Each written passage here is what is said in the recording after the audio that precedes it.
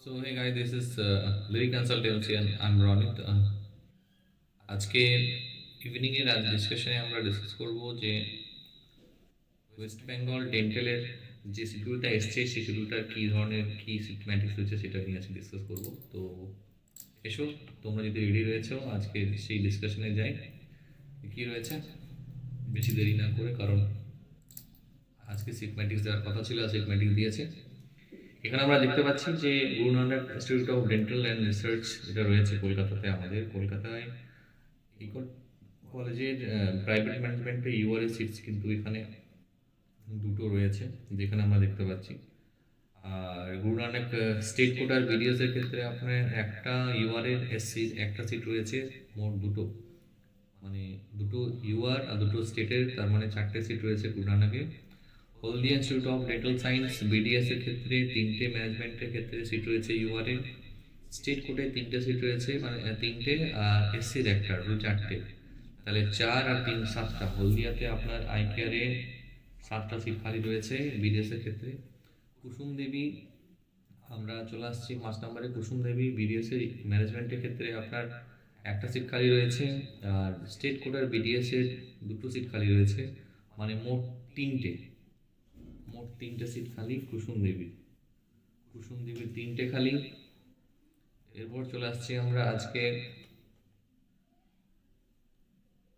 Next college যেটা রয়েছে Bardhaman dental college, government college যেটা রয়েছে, সেখানে ইডব্লিউসি দুটো, এসসি দুটো, এসটি একটা, 5টা ওইদিকে হয়ে গেল।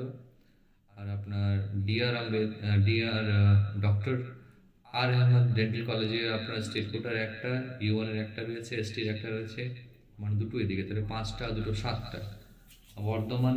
বর্ধমান ডেন্টাল কলেজে রয়েছে আপনার 5টা, আর আর আহমেদের রয়েছে আপনার দুটো।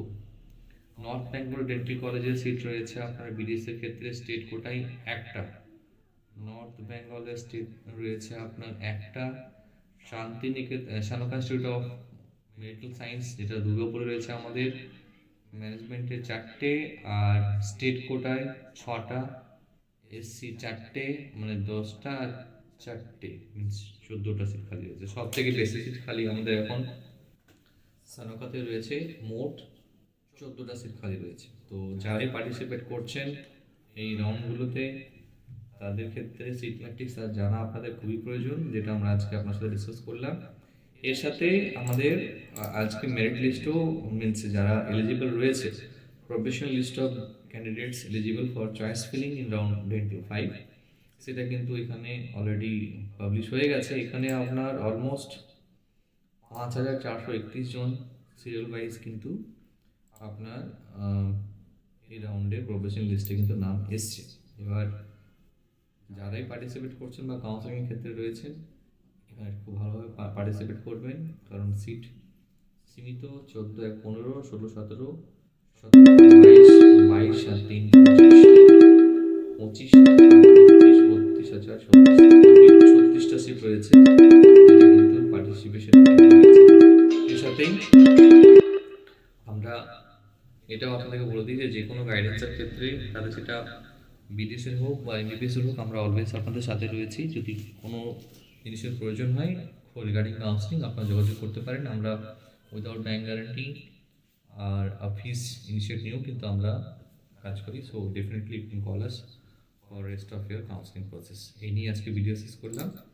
নেক্সট ভিডিও আমরা পরবর্তী স্ক্রিনে প্রোভাইড করব। Thank you.